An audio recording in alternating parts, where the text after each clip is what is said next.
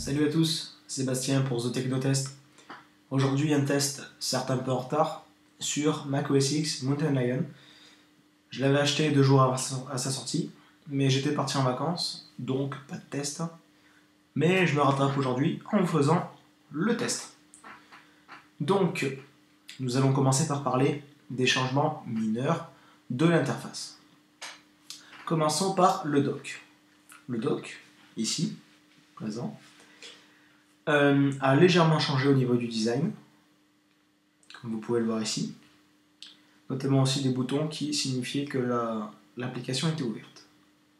Pas de gros changements au niveau des icônes, juste le dock qui a subi un petit changement de design.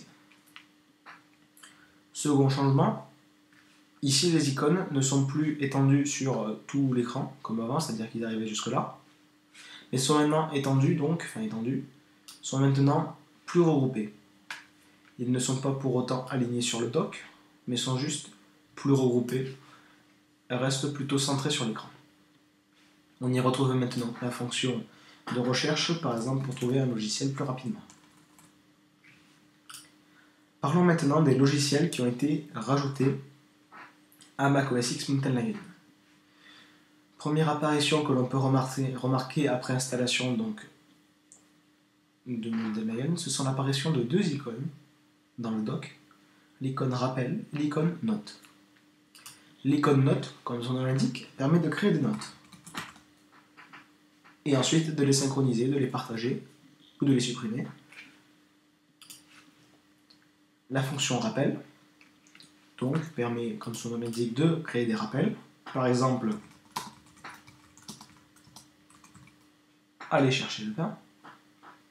Hop, ça y est. Donc, mon rappel a été créé. Et donc ensuite, ce rappel est synchronisé vers tous vos appareils iCloud, synchronisé avec iCloud.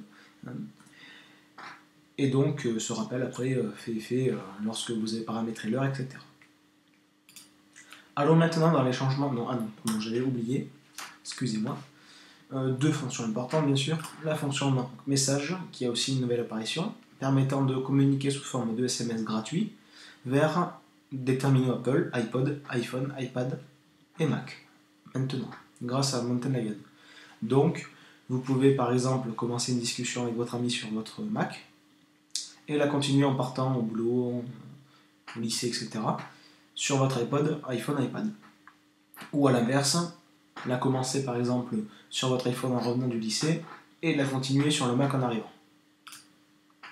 Dernière fonctionnalité, la fonctionnalité Game Center. Game Center, que vous connaissez sûrement sur l'iPhone et l'iPad, donc permet de regrouper des joueurs, de vous classer selon vos notes, etc. Et selon des logiciels. Alors moi, ce qui est marrant, c'est que j'en ai aucun logiciel ici. Mais bon, qui permet donc de tester, de battre des records, etc. Voilà. Passons maintenant au nouvelle apparition par préférence système. Première apparition, c'est le centre de notification. Donc le centre de notification est disponible ici, soit par simple clic sur l'icône en haut à droite, soit par balayage, si vous possédez un trackpad ou un Magic Trackpad, en balayant de droite à gauche avec 3 doigts. Le centre de notification permet donc de vous avertir de différentes notifications, alertes etc. suivant vos paramètres, c'est-à-dire soit application tiers, soit application déjà installée.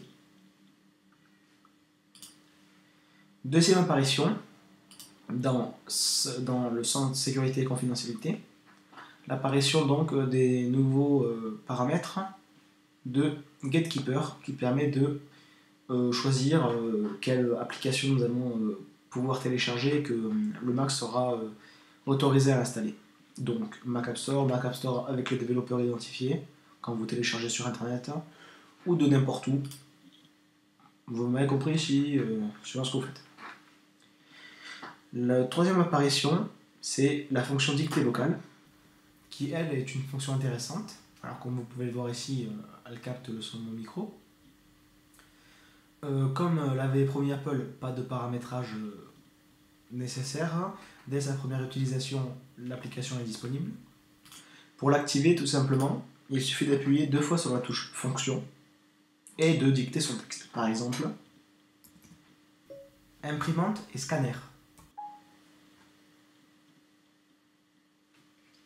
Bon, il n'a pas mis le et, il a juste mis. Mais bon, voilà.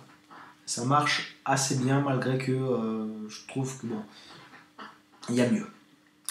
Après, l'avantage, c'est que voilà, pas besoin d'apprentissage.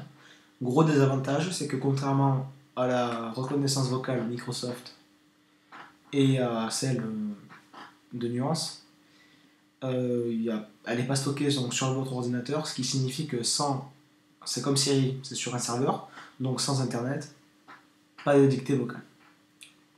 Ça permet de décharger l'ordi d'un logiciel éventuel, donc de quelques gigas de plus, mais le logiciel Nuance, qui est le plus réputé sur Mac et sur PC, a encore de beaux jours devant lui, puisqu'il reste quand même plus efficace et qu'il est stocké sur l'ordinateur. Je pense que j'en ai fini avec les spécifications que je peux vous montrer moi. Je peux vous parler d'autre chose, je ne peux pas vous le montrer, par exemple la fonction PowerNap, qui est une fonction très intéressante, qui n'est disponible que pour les ordinateurs Mac qui possèdent un SSD. Cela permet donc, quand vous mettez votre Mac en veille, de permettre à votre Mac donc, de récupérer toutes vos informations, donc vos informations, vos notifications, mail, les mises à jour, les téléchargements, les logiciels, etc. Même en veille, voilà. Donc en quelque sorte, votre Mac doit réveiller. Donc ce qui vous permet que dès que vous arrivez, vous ouvrez votre Mac, hop, vous avez déjà tout de près. Pas besoin d'aller chercher des informations. C'est assez pratique. Ensuite, au niveau des performances, le Mac, je n'ai pas remarqué de peut-être une légère rapidité accrue, mais pas forcément. Le démarrage reste à peu près le même. Par contre, il semble que de plus en plus de personnes, même s'il y en a pour l'instant très peu, mais ça augmente un peu, commencent à se plaindre que apparemment leur MacBook Air ou Pro commence à faire des cycles de batterie moins longs. Donc apparemment le logiciel aurait un impact assez négatif sur la batterie, quoique très faible, mais à quand même prendre au sérieux. Donc peut-être que Apple publiera d'ici là une mise à jour pour ce problème. Voilà, donc je pense que je vous ai à peu près tout montré sur les nouvelles fonctionnalités. Si vous avez des questions, n'hésitez pas, commentez, aimez notre chaîne.